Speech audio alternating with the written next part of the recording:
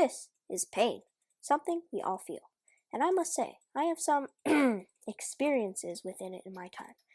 So, to see what happened, we have to take a trip down memory lane. I forget if I was 4, 5, 6, one of those, but one day after dinner, I was riding around our block on a balance bike with my family. Balance bikes are just like regular bikes, but small, and you have to use your feet to brake and go forward, which makes it extra hard to go up hills and stuff, but it was still super fun. Anyways, we were heading down a hill to cross the street in front of us, and I was just shuffling behind on my bike. When it was time to cross, I let my feet off the ground, zoomed ahead, and crossed the street insanely fast. Now the thing about this sidewalk is, when you go across, you have to turn to keep on the sidewalk because there are some bushes blocking you. So as I'm hurtling across the street, my worn Crocs skid on the concrete in an attempt to brake. It doesn't work out so well, and I go headfirst into the bushes. I don't remember the stuff that happened after that, but I imagine it went something like my parents rushing over and pulling me out of the bush, me crying my eyes out, something like that. Yada yada yada. But what I do remember is that we kept walking after that, so it must have been not as bad as it sounded. Wow, you biked into a bush. You haven't experienced real pain before. Yes, that was probably a minor injury, but now we are moving on to the times where the world went, you don't have a single scarring experience. Well, we can fix that.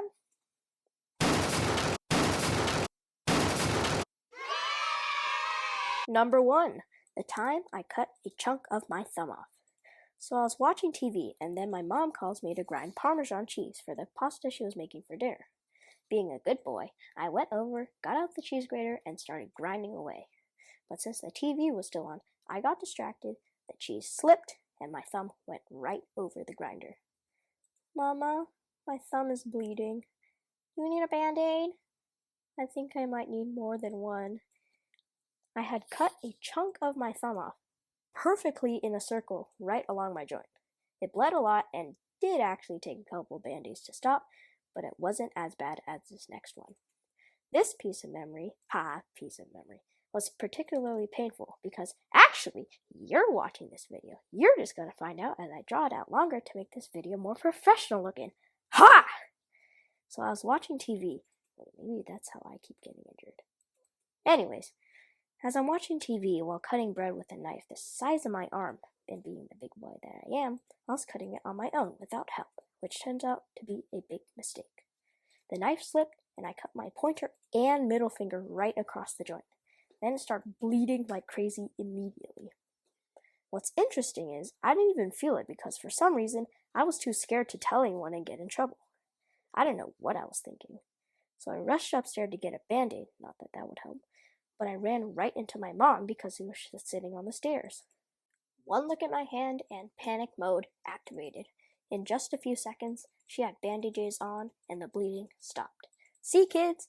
That's why you should appreciate your parents. They'll probably save you more than once.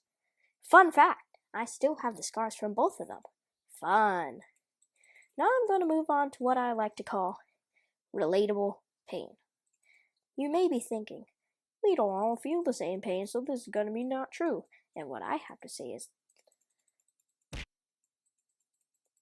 you may not think these things are common and things that everyone feels, and that's okay. But if you do, great, here's something in common. Let's get started. Paper cuts, the most annoying injury. So you're just minding your own business, like cutting papers with scissors or something. When the paper slips and you get cut, this is so annoying because it's not a major injury, so you don't feel like you can take painkillers or anything. But it still hurts like heck. The cut stays for like 3 days. It's also not major enough that I can make a good YouTube video out of it. Okay, moving on. Have you ever been just on some platform or anything really, just a few feet off the ground, and when you're done being up there, so you just jump down, right? But then on impact, your ankles just give out and you crumple to the floor? This is something that happens to me sometimes, and it probably looks super funny to watch because I'll be like jumping off something and it looks like my ankles just pieced out mid-landing. I don't know if this happens to a lot of people, although I heard some of my classmates say it. It happens to them, so who knows? At least I got some content out of it. Now, onto our final relatable pain. This one is not so much pain than the thing that will make your day. I think it's hilarious when my teachers are like confused by the Gen Alpha language. In my experience, it usually goes one of two ways. Number one, the teacher tries to accept it and understand it. Some examples include your teacher trying to hit the gritty in class, tries to incorporate 6-7 or something in their sentences, totally wrong. Something that's even worse when they ask you to explain the meaning of Gen Alpha words. Oh, the horror. And number two is when one of your classmates just randomly yells 6-7 or something like that, when the teacher goes, "What did you say?" And then it's really awkward for everyone else in the class to just sit there as the teacher goes like, "Huh? What does it mean? Huh?" While the kid is like stuttering as the class stares at them. Y'all know what I'm talking about. To anyone out there who's been that kid everyone's staring at, I just want to say, it's your fault! I mean, it's perfectly okay to be that, and you just won't get jumped. Probably. Maybe. Wow.